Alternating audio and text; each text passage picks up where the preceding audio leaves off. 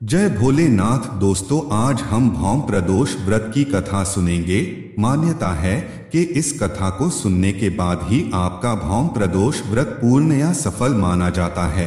हे प्रभु, जो कोई भक्त इस कथा को हर माह की त्रयोदशी तिथि के प्रदोष काल में अंत तक सुने, उसकी झोली खुशियों से भर दें, उसकी सारी अधूरी मनोकामना पूर्ण कर दें और उन सभी के बिगाड़े कार्य बना देना। हमारा आप पर अटूट विश्वास है, तो प्रेम से बोलें जय भोलेनाथ, हर हर महादेव, बजरंगबली की जय। दोस्तों, कथा शुरू करने से पहले भोले भंडारी जी के लिए एक लाइक तो बनता है और हमारे चैनल नवीन ज्ञान धारा को सब्सक्राइब जरूर करें।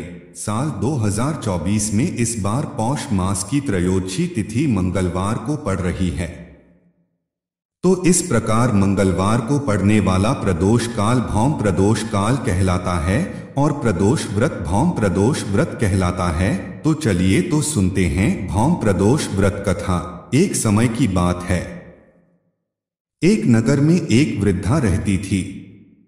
वृद्धा अपने हाथों पैरों से लाचार थी, उससे अब इस उम्र में ज्यादा काम नहीं हुआ जाता था। उसका एक पुत्र भी था और वह उसे बहुत प्यार करती थी। वह पुत्र ही उसका एकमात्र सहारा था। वृद्ध को प्रभु हनुमान जी में गहरी आस्था थी।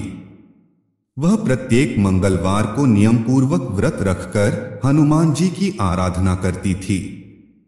एक बार हनुमान जी ने अपनी भक्तिनी उस वृद्ध महिला की श्रद्धा का परीक्षण करने का विचार किया।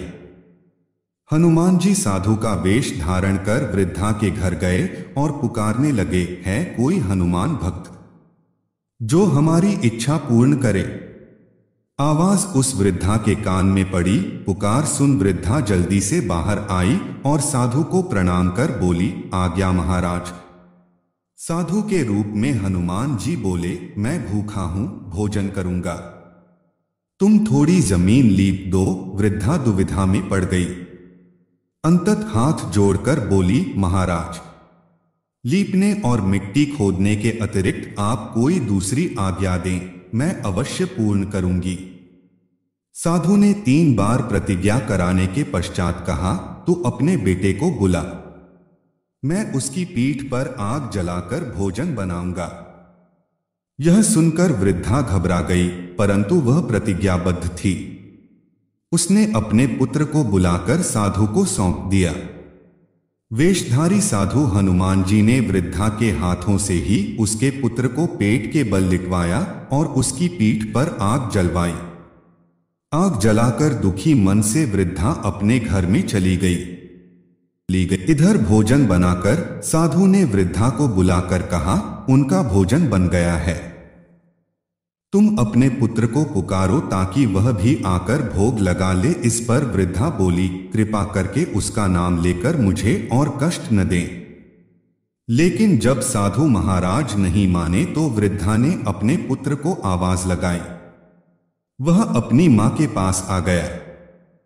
अपने पुत्र को जीवित देख वृद्धा को बहुत आश्चर्य हुआ और वह साधु के चरणों में गिर पड़ी। तब हनुमान जी अपने वास्तविक रूप में प्रकट हुए और वृद्धा को भक्ति का आशीर्वाद दिया। जो भी जातक भौम प्रदोष व्रत का पालन नियम पूर्वक करते हैं, वह सुख पूर्वक आरोग्य रहकर अपने जीवन व्यतीत करते हैं।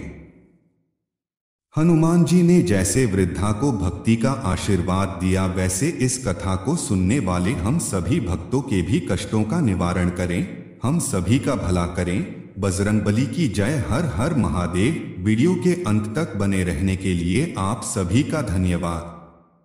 अगर आपको वीडियो अच्छा लगा हो तो दोस्तों, शिव शंभू जी के लिए एक लाइक और शेयर जरूर बनता है और कमेंट बॉक्स में जय भोलेनाथ अवश्य लिखिएगा और हमारे चैनल नवीन ज्ञान धारा को सब्सक्राइब करना मत भूलिएगा। आपका दिन शुभ और मंगलमय हो। धन्यवाद।